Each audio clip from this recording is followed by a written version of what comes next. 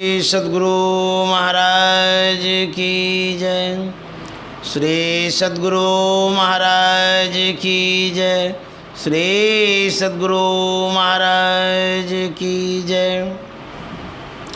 नमामि अमित ज्ञान रूपम कृपालम अगम बोधदाता सुबुद्धि निधि विशालम क्षमाशील यति धीर गंभीर ज्ञानम धर्म कील दृढ़ चीर समधीर ध्यानम जगत त्राणकारी अघारी उदारम भगत प्राण रूपम दया गुण अपारम नमो सद्गुरुं ज्ञान दाता सुस्वामी नमामि नमामि नमामि नमामि।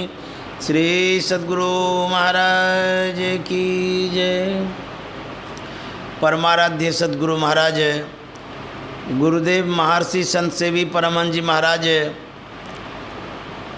इस पवित्र स्थल पर उपस्थित मुंगेर निवासी आदरणीय गीता माता जी, सत्संग प्रेमी महानुभावों, माता एवं बहनों,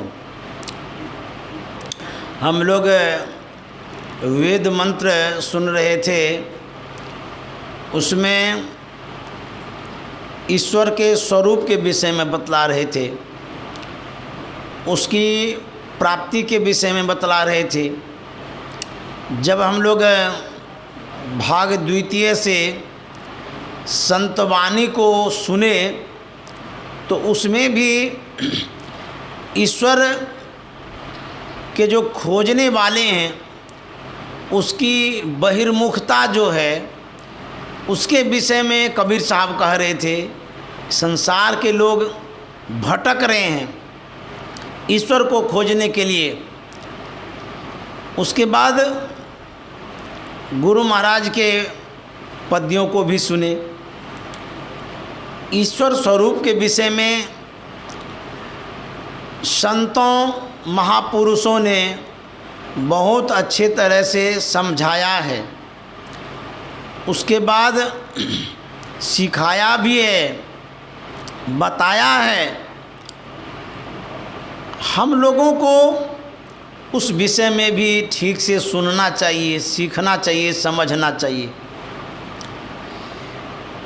हम लोग मंदिरों में प्रतिमा का दर्शन करते हैं, भगवान के विग्रह रूप का दर्शन करते हैं, देवताओं का दर्शन करते हैं, देवियों का दर्शन करते हैं, पूजा करते हैं, पाठ करते हैं।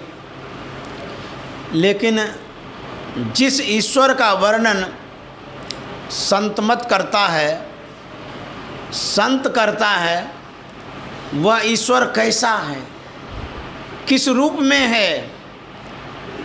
कहते वो आँख से दिखाई नहीं देता है। बोले बड़ा विचित्र बात, जब आँख से दिखाई नहीं देता है तो उस ईश्वर को हम कैसे जानेंगे, कैसे मानेंगे, कैसे पहचानेंगे? इस नज़र से हवा भी न दिखलाएगी।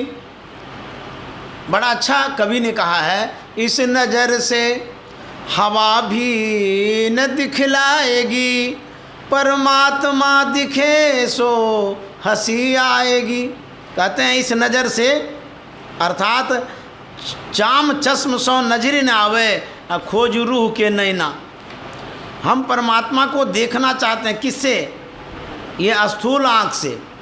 लेकिन वह परमात्मा स्थूल आँख से दिखने वाले नहीं हैं। कहते जब हवा नहीं देख पाती इस आँख से तो हवा बनाने वाले परमात्मा को कैसे देखेंगे?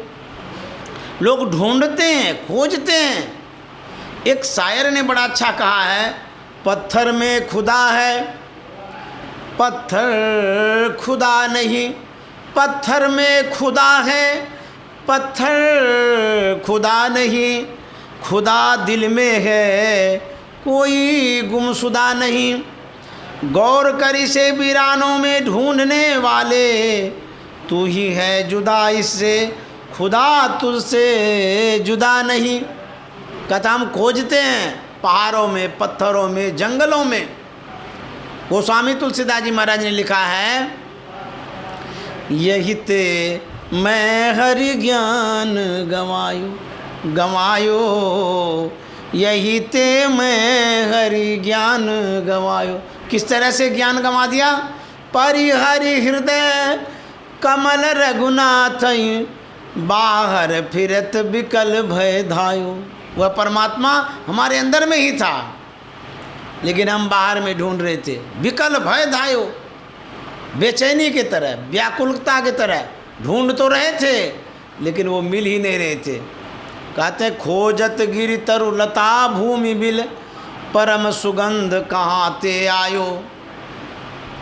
गोस्वामी तुलसीदास जी महाराज कहते हैं मृगा के नाभि में कस्तूरी है, उससे सुगंधि निश्रित होती है। उस सुगंधि को पाने के लिए, खोजने के लिए प्रयत्न करता है। खोजत गिरि तरु, कहाँ खोजता है? पहाड़ों पर, जंगलों में, बिल में, लता भूमि बिल परम सुगंध कहाँ ते आयो। कहते कहाँ से ये सुगंध आ रहा? सुगंध कहाँ से मिल रहा है?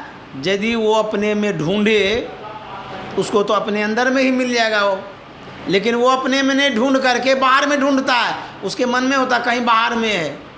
खोजत गिरि तरु लता भूमि बिल परम सुगंध कहाँ ते आयो यही ते मैं हरि ज्ञान गंवायो। कहते हैं इस तरह से मैंने ज्ञान को गंवा दिया। दूसरा उदाहरण देते हैं, जो सर्व विमल वारि परिपूर्ण ऊपर कछु सिवार तृण छायो। तुलसीदास जी महाराज कहते हैं ज्यों सर, एक तालाब है, तालाब में लबालब जल भरा हुआ है, लेकिन ऊपर कुछ सेवार तृण छायो, सेवार है, घास है, उस पर छा गया है, जल आवरणित है, जल ढका हुआ है, दिखता ही नहीं है। कोई प्यासा तालाब के किनारे जाता है, सेवार को देख करके उसको भ्रम हो जाता कि यहाँ जल ही नहीं है। यदि उस सेवार को हटा दे तो जल ही जल है, उस आवरण को यदि हटावे तो जल ही जल है, लेकिन हटाता नहीं है, भ्रमित हो जाता है, वो वहाँ से प्यासे लौटाता है। यही हमारी दुर्दशा है, यही दशा है। कहते हैं ज्यों सर विमल वारि परिपूर्ण ऊपर कछु सेवार तृण छायो जारत यों ताहि तजियों सठ चाहत यही विधि तृषा बुझायो। कहते वो सठ है, दुष्ट है, इस तरह से अपनी प्यास बुझाना चाहता है। अरे प्यासे मर जाएंगे, भटकते रह जाएंगे, जरा उसको हटाओ तो सही। गुरु भक्ति मीराबाई ने कहा है, कायारा मंदिर माही जो मन राम सुमिलावला कैसा। कायारा मंदिर माही जो मन राम सुमिलावला कैसा। इसका मतलब हुआ काया मना शरीर, शरीर रूपी मंदिर में भगवान राम हैं, लेकिन भेंट नहीं हो रही है, दर्शन नहीं हो रहा है। मैं कैसे मिलूं, कैसे भेंट करूं, कैसे उसको प्राप्त करूं। कहते हैं मंदिर में अमृत कुओं वो का ऊपर धरियो एक तुओं। मंदिर में अमृत कुओं वो का ऊपर धरियो एक तुओं। वठ प्यासे मरे एक सुओ जी मारी प्यास मिटावला कैसा। वठ प्यासे मरे एक सुओ जी मारी प्यास मिटावला कैसा। काया राम मंदिर माही जू मन राम सुमिलावला कैसा। कहते हैं शरीर रूपी मंदिर में अमृत का कुआं है, बहुत अमृत है, लेकिन वो कुआं ढका हुआ है। तो वो मन ढक्कन होता है, आवरणित है। जीव रूप सुग्गा वहीं पर है कुआं के पास, लेकिन प्यासे मरता है। तब कहते उस आवरण को हटाना होगा। गुरु भक्ति सहजोबाई कहती है, भया जी हरि रस पी मतवारा। भया जी हरि रस पी मतवारा। वो अमृत है जिसको मीराबाई ने कहा, और सहजोबाई उसी बात को कहती कि हरि रस है। वो सहजोबाई कहती हरि रस है, मीराबाई कहती अमृत रस है। दोनों एक ही है। तो सहजोबाई कहती है हरि रस पी मतवारा भया जी, हरि रस पी मतवारा, 8 पहर झूमत ही बीते, डारी दियो सब भारा। वो जो हरि रस है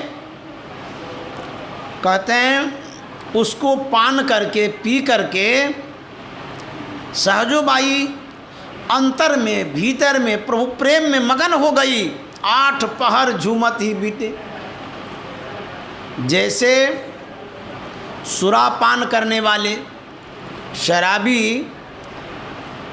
शराब पी करके मदमस्त हो जाता है, दुनिया भूल जाता है, बेसुध हो जाता है, उसी तरह से कहते संत हरि रस को पी करके, अमृत रस को पी करके मस्त हो जाते हैं, दुनिया भूल जाते हैं।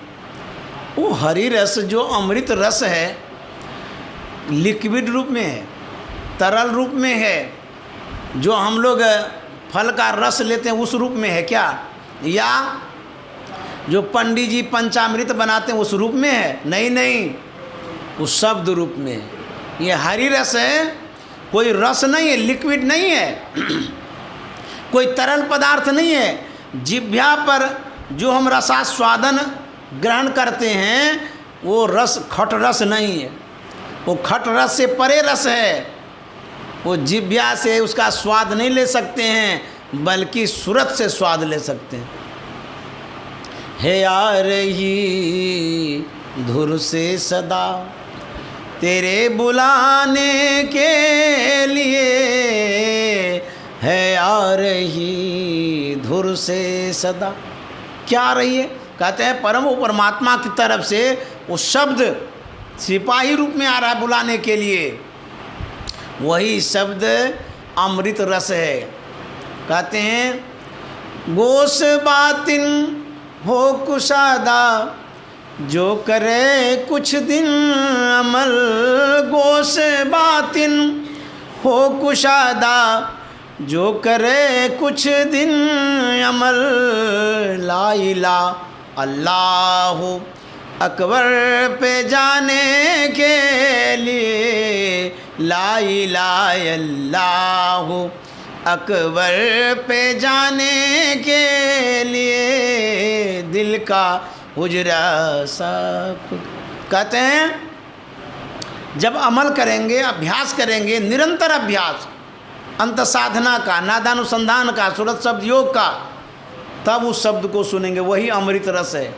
तो वही सहजोबाई कहती है भया जी हरि रस पी मतवारा, 8 पहर झूमत ही बीते, डारी दियो सब भारा, भया जी हरि रस पी मतवारा। बहुत लोग ईश्वर स्वरूप के विषय में नहीं समझते, न जानते।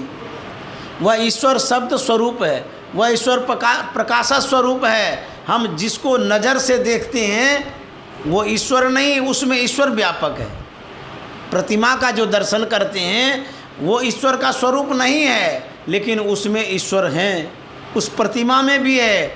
गुरु महाराज ने लिखा है सब में व्यापक सब ते न्यारा, सब में व्यापक सब ते न्यारा, सब घट एक ही राम हो राम राम, सब घट एक ही राम हो राम राम। जय जय राम जय जय राम, जय जय राम कहूँ जय जय राम, जयति जयति जय राम हो राम राम। वो तो परमात्मा व्यापक हैं, सब में है, लेकिन उसको पा नहीं सकते हैं, खोज नहीं सकते हैं, ढूंढ नहीं सकते हैं। ये हमारी कमजोरी है, नासमझी है। लेकिन ढूंढने वाले तो ढूंढते हैं, खोजने वाले खोजते हैं, पाने वाले पाते हैं। गुरु महाराज ने लिखा है खोजो पंथी पंथ तेरे घाट भीतरे, तू अरो तेरो पीब भी घट ही अंतरे। हे पंथी, पंथी कहते हैं राही मुसाफिर को। कहते खोजो क्या पंथ, अरे बड़ा विचित्र है, रास्ता हेरा गया है क्या? कभी कभी हेराता भी है। जब आप गाड़ी से कहीं यात्रा करते हैं, अपनी गाड़ी से जाते जाते भटक जाते हैं, आप अन्यत्र किसी रास्ते पर चले जाते हैं। बहुत दूर जाने के बाद किसी से पूछते हैं कि मुझे फलाने जगह जाना है, यही रास्ता है? बोला नहीं नहीं नहीं, बहुत पीछे आप छोड़ दिए, वहीं तो मुड़ रहा था। बोला अरे बहुत परेशानी हो गई, समय गया, साधन गया, अफसोस भी हो रहा है। तो गुरु महाराज कहते हैं तुम जो यात्रा कर रहे हो, खोजो, ढूंढो, रास्ता को ढूंढ लो। यदि रास्ता नहीं मिलेगा, यात्रा करते रह जाओगे, बहुत दूर लंबा सफ़र हो जाएगा लौटने में। तो गुरु महाराज कहते हैं तू उतरी पर्योतम माही, कीवनी है शब्द में, यही ते परि गयो दूर, चलो नी है शब्द में। गुरु महाराज कहते हैं तू उतरी पर्योतम माही, जो रास्ता था अंधकार में तुम आ गए हो। कहाँ था? निशब्दम परमम पदम में था, लेकिन आ गए अंधकार में। तू उतरी पर्योतम माही, अंधकार में आ गए हो।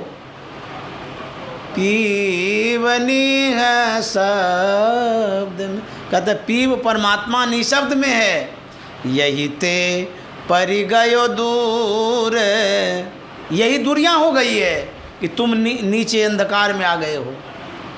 एक धीरज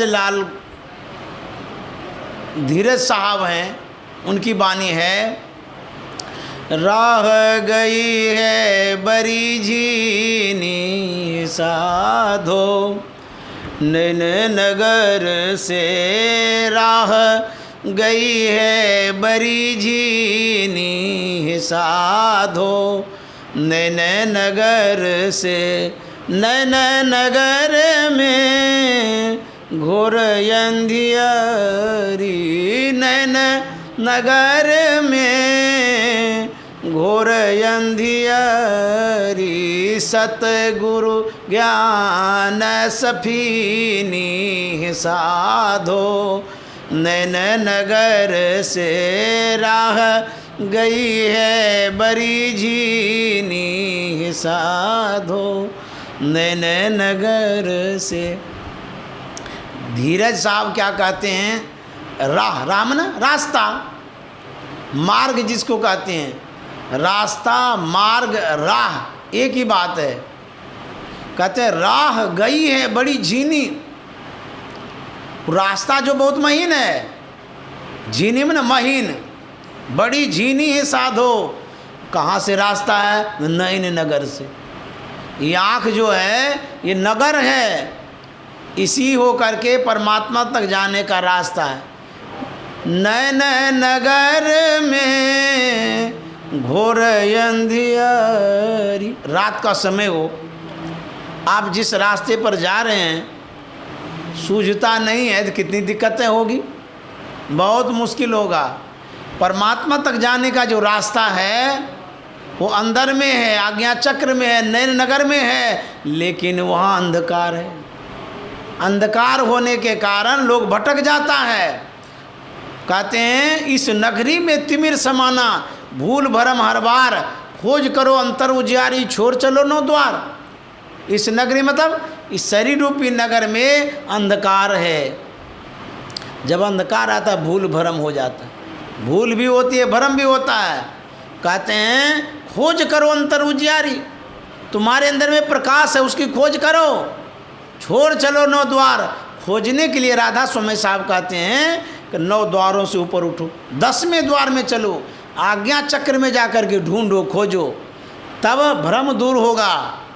एक कोई सज्जन अपने शयन कक्ष में बैठे हुए थे, शाम का समय था, बिजली बत्ती जल रही थी, गेट खुला हुआ था, संजोग से उसके घर में एक सांप प्रवेश कर रहा था गेट से। वह व्यक्ति देख लेता, उनकी नज़र पड़ जाती है सांप पर, विषधर सांप, बड़ा सांप। देखा कि वो अंदर आ रहा है, जैसे ही वो अंदर घुसेगा उसी समय बिजली चली जाती है। उसके मन में होता है सांप अंदर घुस गया है, अब कहाँ जाए, कैसे जाए, क्या करें, भ्रमित हो गया। सोचता है पूर्व जाएंगे कहीं उधरे हो, पश्चिम जाए कहीं उधर आ गया हो, उत्तर जाए कहीं उधरे आया हो, दक्षिण जाए उधरे आया हो, मन में होता कहीं ऊपर न चढ़ जाए। अब वो डरने लगा, भयभीत होने लगा, बहुत परेशानी उनको हो रही थी, बहुत छटपटा रहा था, बाप रे बाप ही तो अंदर आ गया। सांप तो कहीं एक जगह न होगा कि पूरे घर में फैल गया होगा। ऐसा क्यों हो रहा है? अंधकार के कारण, भ्रम के कारण, अज्ञानता के कारण, अज्ञानता के कारण पूरे घर में सांप फैल गया। देखिए, भ्रम जो होता है दुख का समूह लेकर के आता है, दुख का समूह लेके भ्रम आता है। तो भ्रम दूर कैसे होगा? कबीर साहब कहते हैं, करु सत्संग भरम ग्रह टूटे, करु सत्संग भरम ग्रह टूटे, भरम ग्रह टूटे, भरम ग्रह टूटे, भरम ग्रह टूटे, भरम ग्रह टूटे, करु सत्संग भरम ग्रह टूटे, बिनु सत्संग किए दुख पावे, बिनु सत्संग किए दुख पावे, पकड़ी पकड़ी जम लूटे, भरम ग्रह टूटे, पकड़ी पकड़ी जम लूटे, भरम ग्रह टूटे, करु सत्संग भरम ग्रह टूट। कबीर साहब कहते हैं भरम का गढ़ है, भरम न अज्ञानता, अंधकार, थोड़ा सा रहे तो पार लग जाएगा। कहते गढ़े है, किला, अंदर में जो अंधकार है गढ़ है, उस गढ़ को ढाहेंगे कैसे, तोड़ेंगे कैसे, भेदेंगे कैसे? कहते हैं जब सत्संग करेंगे अंधकार का गढ़ भेदा जाएगा, टूटेगा। सत्संग करेंगे तब, धर्म कथा बाहर सत्संगा, अंतर सत्संग ध्यान भंगा। 2 तरह का सत्संग है, एक बाहरी सत्संग है, एक आंतरिक सत्संग है। कथा प्रसंग जो सुनते हैं बाहरी सत्संग है, और जब ध्यान लगाते हैं ये अंतर का सत्संग है। दोनों सत्संग की आवश्यकता है। वह सज्जन बैठा हुआ तो था, लेकिन भयभीत हो गया, डर गया, बेचैन हो गया कि सांप किधर है, नहीं है, पता नहीं, भाग भी नहीं पा रहा। वो सोचता कि जिधर जाएंगे उधरे होगा। तो अचानक एकाएक बिजली आती है। बिजली जैसे ही आई, प्रकाश हो गया, वो देखता है कि सांप उस कोने में है। अब तुरंत भाग जाता है, घर से बाहर निकल जाता है, बहुत खुश होता है, प्रसन्न होता है। दुख कब तक था? जब तक अंधकार में थे। सुख कब हुआ? जब प्रकाश में आए। तो वही संत महात्मा कहता है, इस नगरी में तिमिर समाना, भूल भरम हर बार, खोज करो अंतर उजियारी, छोड़ चलो नो द्वार। कहते हैं इस शरीर रूपी नगर में अंधकार ही अंधकार है। हम दुख भोग रहे हैं, कष्ट भोग रहे हैं, सब के पास दुख है। एक दुख रहे तो इलाज भी कर लेंगे, पोटड़ी नहीं है, कुंटल भर दुख है। माथा में दर्द, नाक में दर्द, शरीर में दर्द, परिवार का दर्द, समाज का दर्द, झगड़ा का दर्द, लड़ाई का दर्द, दर्द ही दर्द है, दुख ही दुख है। एक दुख नहीं है। यदि दुख को जोड़ते रहेंगे तो नदी को कौन कहे, तालाब को कौन कहे, गंगा से भी ज़्यादा समुद्र जैसा बह जाएगा। इतना दुख है शरीर में, संसार में, लोगों के अंदर में। इसीलिए कबीर साहब ने कहा तन धर सुखिया काहुन देखा।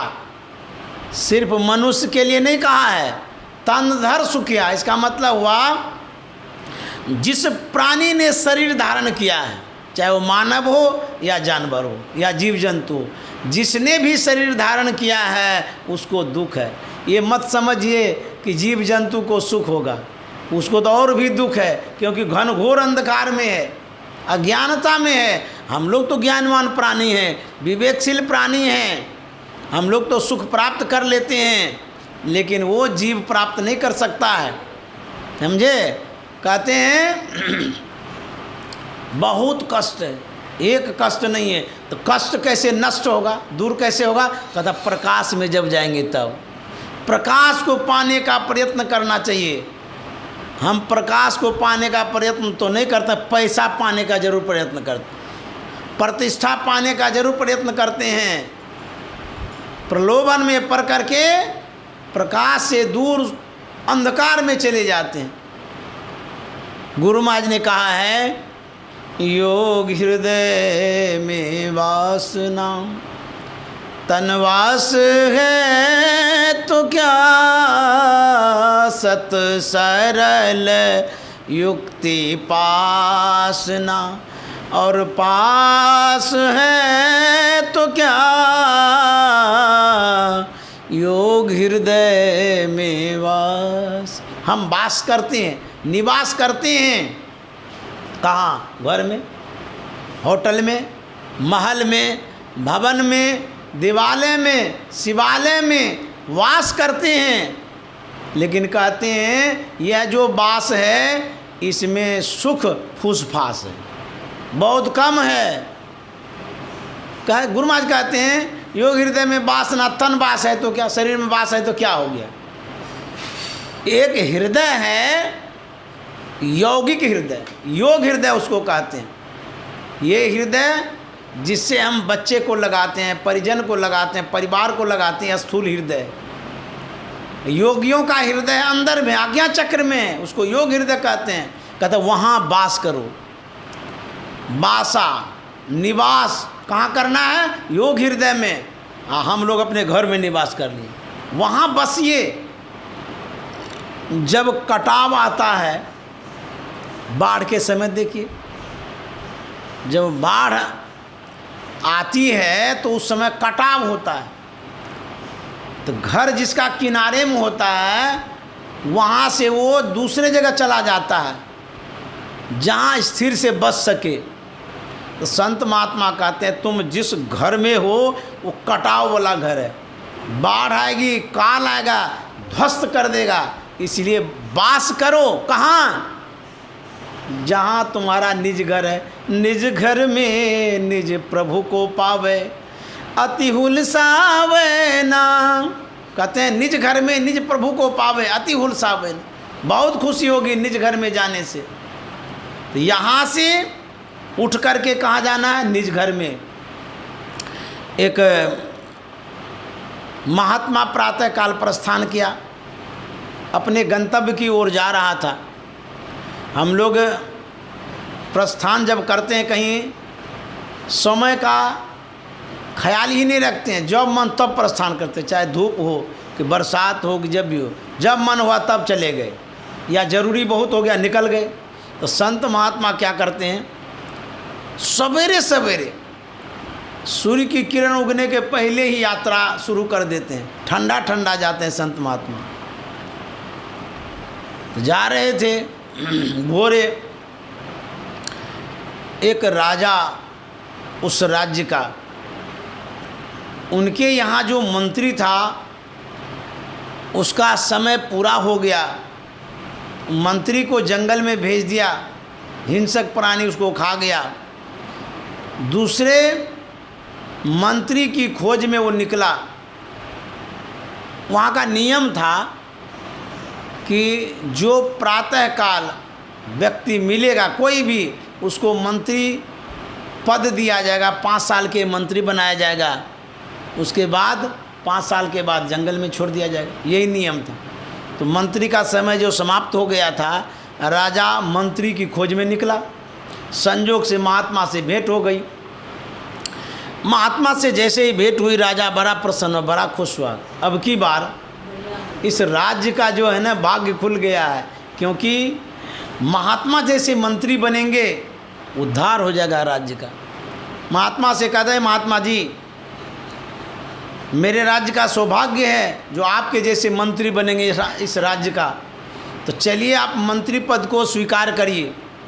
महात्मा ने कहा क्या आप बकते हैं भाई, मंत्री पद स्वीकार करिए, ये सब तो गृहस्थी लोगों का काम है, हम तो साधु महात्मा भजन करते हैं, सत्संग करते हैं, हमको इस पद से क्या लेना देना है, जाइए किसी और को ढूंढिए।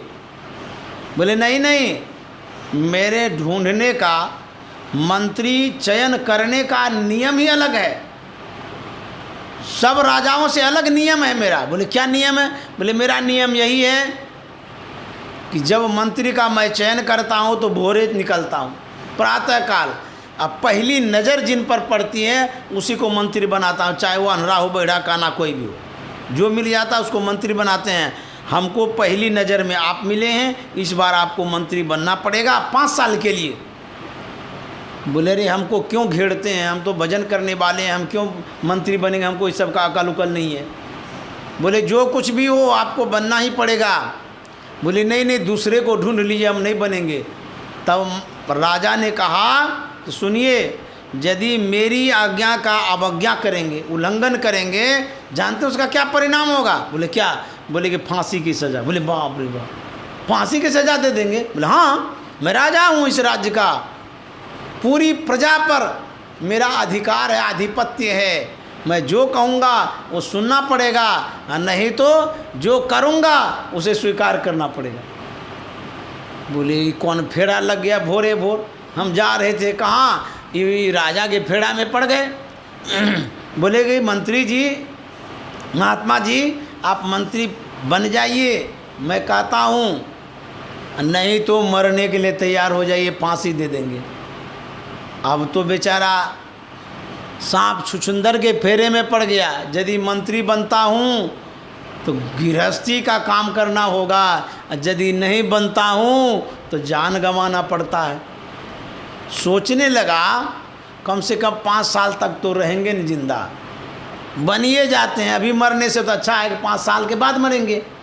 तो बोले कि बताइए क्या क्या नियम है, क्या क्या करना होगा, मैं बन जाऊंगा। तो राजा ने कहा कि देखिए नियम यही है कि आपको स्वतंत्र सत्ता सौंपी जाएगी मंत्री पद के लिए, 5 साल तक उस पद पर रहेंगे, जिस तरह से राज्य को संचालित करेंगे, कोई हस्तक्षेप नहीं, कोई रोक टोक नहीं, न मैं करूँगा न कोई प्रजा करेगी। आप 5 साल तक रहेंगे इस पद पर, जिस तरह से संचालित करना होगा आप कर सकते हैं। उसके बाद बोले उसके बाद ही तो होता है क्या? बोले उसके बाद उस जंगल में भेज दिया जाएगा जहाँ हिंसक प्राणी रहते हैं, खा पी के समाप्त कर देगा। 5 साल के लिए आप जिंदे हैं, 5 साल के जो कुछ करना हो कर लीजिए और चलिए। तो महात्मा ने सोचा चलो कोई बात नहीं, देखते हैं एक बार वो बन करके। देखिए जब परिस्थितियाँ आती है तो गधा को भी बाप कहता है, कहावत है। अब महात्मा सोचा कि इसकी बात माननी ही पड़ेगी, चला गया, मंत्री बना दिया गया, उनको सत्ता सौंप दी गई। महात्मा का दिमाग बड़ा तेज होता है, समझे, ऐसे ध्यान नहीं करते हैं, दिमाग को तेज करने के लिए ध्यान करते हैं। जैसे आप लोग बाज़ार जाते हैं ना, बाज़ार में चाकू पी जाते हैं, खुरपी पी जाते हैं, कुदाल पी जाते हैं, धार बनाते हैं ना, उसी तरह से महात्मा ध्यान कर कर के बुद्धि को पिजाते रहते हैं, मन को पिजाते रहते हैं, ख्यालों को पिजाते रहते हैं, दिमाग को पिजाते रहते हैं, अर्थात महीन बनाते रहते हैं। साधना करते करते करते दिमाग, बुद्धि, मन सबको महीन कर देते हैं, और उसी सूक्ष्म बुद्धि से वो चलते रहते हैं। समझ गए? तो यदि पिजाना चाहते हैं तो ध्यान करिए, अब भौंथा करना चाहते हैं तो संसार में लगे रहिए। संसार में लग करके बुद्धि भौंथी हो जाती है, मोटी हो जाती है, मन भैंस बन जाता है, भैंसा की तरह हो जाता मन मोटा। भैंसा को लाठी मारते रहिए, कोई फर्क नहीं पड़ेगा, समझ गए, कितनों मारिएगा वो चल रहा है, समझ गए। उसी तरह मन विषय में जा कर के संसार में एक भैंस बन जाता, मोटा मोटा हो जाता। महीन कब होगा? मन महीन कर लीजिए। कैसे? साधना के द्वारा, ध्यान के द्वारा। मन को पिजाना चाहते हैं तो ध्यान करेंगे तब तो पिजा जाएगा। बाहर में लोहा लक्कड़ वाला पिजाते रहता है कचिया खुरपी को, और संत महात्मा मन को पिजाता है अंतर ध्यान करके, भजन करके। इसलिए मन पिजाना चाहते हैं, सूक्ष्म बनाना चाहते हैं तो ध्यान करिए। तो महात्मा ध्यान किया हुआ था, उसकी बुद्धि बड़ी तीक्ष्ण, मेधा शक्ति बहुत थी। वो क्या कहता है अपने सहयोगियों को कि देखो इस राज्य में जितने लेबर हैं उनको सूचित कर दो, जानकारी दे दो कि जो नए मंत्री आए हुए हैं उनका हुक्म है, आदेश है कि जो फलाने जगह जंगल है जिसमें मंत्री को दिया जाता है उसको उजाड़ना शुरू करो, और कोई काम नहीं। राज्य में एक ही काम, सुबह से लेकर के शाम तक जंगल उजाड़ने का। मंत्री है, स्वतंत्र सत्ता है, मानना तो पड़ेगा ही। आज्ञा दिया गया सभी लेबरों को, मजदूरों को, सब गया अपना औजार लेकर के काटने के लिए। जिस औजार से काटा जाता है जंगल उजाड़ना शुरू किया। उजाड़ते उजाड़ते उजाड़ते 2 साल में पूरा जंगल समाप्त कर दिया, और जितने हिंसक प्राणी थे सब भाग गया। महात्मा से कहा गया कि महाराज जंगल तो साफ हो गया और जानवर भी साफ हो गया, भाग गया सब। बोले अब क्या आज्ञा है? बोले दूसरी आज्ञा है, जितने इस राज्य में मिस्त्री हैं, घर बनाने वाले, मकान बनाने वाले, बिल्डिंग बनाने वाले, और जितने बिल्डर हैं सबको आदेश करो। मेरा हुक्म है, आदेश है कि उस जहाँ पर सफाया किया गया है उस जंगल में जा कर के सुंदर भवन बनावे, सुव्यवस्थित घर बनावे, अनुकूल वातावरण वाला घर बनावे। आदेश हुआ, सब चला गया बनाने। बनाते बनाते बनाते सब पैसा लगा दिया उसमें, जितना पैसा था। अब करेगा क्या राजा? कह तो नहीं सकता है कुछ। सुंदर सदन बनाया, भवन बनाया, मकान बना दिया, अनुकूल घर, शहर जैसा वहाँ बना दिया। 5 साल होते होते वो काम पूर्ण हो गया। राजा ने कहा कि अब जाइए जंगल में। तो महात्मा ने कहा कौन जंगल? बोले जिसमें मंत्री को भेजते हैं। बोले वो जंगल नहीं, वो मंगल हो गया। बोले सो कैसे? बोले कि अरे 5 साल जो आपने समय दिया ना, सबसे पहले हम उसी जंगल को उजाड़े और उसके बाद वहाँ घर बसाए। यहाँ भी मंगल, वहाँ भी मंगल, यहाँ से विशेष मंगल वहाँ हो गया। बोले बड़ा चतुर महात्मा निकला, 5 साल में सब काम कर लिया। बोले तब तो महात्मा को वहाँ दीजिए यहाँ दीजिए बराबर है। तो संत महात्मा इस कथा के माध्यम से समझाते हैं कि हम लोगों का जो जीवन है कुछ समय के लिए, उन समयों को बाँट बाँट करके लगाना होगा। क्या? संसार में भी, परमार्थ में भी, सहयोगियों के साथ भी, साधना में भी, स्वपरिवार को भी देखना है और भगवत भजन भी करना है। समय कितना है? लोग अनुमान करते हैं कि 100 साल अब जिंदा रहेंगे, लेकिन लोगों को ये जरूर विश्वास हो गया है कि अब 100 साल नहीं रहेंगे। क्यों? समय ही ऐसा आ गया है, आयु कम हो गई, शरीर में उतना पावर नहीं है, शक्ति नहीं है, शरीर कमज़ोर होते जा रहा है, इसीलिए मर जाता आदमी। 100 साल से भी कम। अच्छा मान लिया जाए आप 100 साल का अनुमान लेते हैं, उस 100 साल को बांटिए, 50 साल आप सोने में गए ना, सोते हैं ना आधा आधा लगभग। रात में सोने के बाद दिन में भी कोई सो लेता है तो आधा समझिए, बचा 50 साल।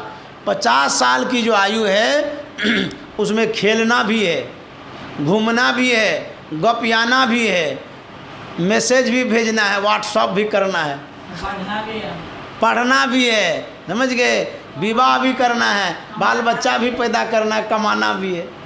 अब मुझे इसमें समय लगाएंगे, आना भी है, जाना भी है, गाना भी है, खाना भी है, ये सब में भी तो समय लगता है। तो कहते हैं संत महात्मा के समय कहाँ है। यदि आप भूल भुलैया में रह गए दूसरे मंत्री के तरह, तब क्या होगा, जंगल में भेज देगा, आपको खा पी के ख़त्म करेगा। तो 84 लाख योनियाँ जो है वही जंगल है। यदि उस जंगल में नहीं जाना चाहते हैं, 84 लाख योनियों में नहीं जाएंगे, तो वहाँ जो जंगल है उसको उजाड़िए, जला दीजिए, ख़त्म कर दीजिए। उस जंगल को जानना चाहते हैं, ये अंधकार है। करु सत्संग भरम घर टूटे, भरम घर टूटे, भरम घर टूटे, करु सत्संग भरम घर टूटे। बिनु सत्संग किए दुख पावे, बिनु सत्संग किए दुख पावे, पकड़ी पकड़ी जम लूटे, भरम घर टूटे, पकड़ी पकड़ी जम लूटे, भरम घर टूटे। सतसंगति सब विधि सुखदाई, सतसंगति सब विधि सुखदाई, पाप गगरिया फूटे, भरम घर टूटे, करु सतसंग भरम घर टूटे।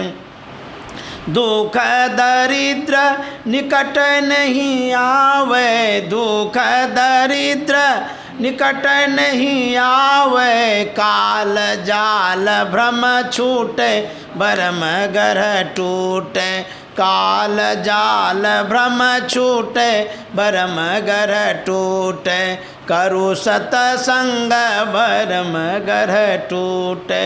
कोई कोई हंसा विवेकी जियरा, कोई कोई हंसा विवेकी जियरा, ज्ञान रतन धन लूटे, भरम घर टूटे, ज्ञान रतन धन लूटे, भरम घर टूटे, करु सतसंग भरम घर टूटे। कहे कबीर सुनो धर्मदासा, कहे कबीर सुनो धर्मदासा, जन्म मरण भय छूटे, भरम घर टूटे, करु सतसंग भरम घर। कबीर साहब कहते हैं सत्संग करिए, अज्ञानता जाएगी, जब अज्ञानता जाएगी ईश्वर से भेंट होगी। जब तक ज्ञान नहीं होगा ईश्वर से भेंट नहीं हो सकता है। इसलिए ईश्वर भक्ति के लिए सत्संग की आवश्यकता है, साधना की आवश्यकता है। सत्संग और साधना दोनों जरूरी है। इसीलिए हम लोगों को चाहिए ईश्वर भक्ति को समझें, सीखें और तदनुरूप आचरण में उतारें। इसी से कल्याण होगा। श्री सद्गुरु महाराज की जय। आप लोगों को बहुत बहुत धन्यवाद, साधुवाद। आप लोगों ने बड़ी एकाग्रता से, मन से, ध्यान से सुना है। आप लोगों को बहुत बहुत साधुवाद। श्री सद्गुरु महाराज की जय।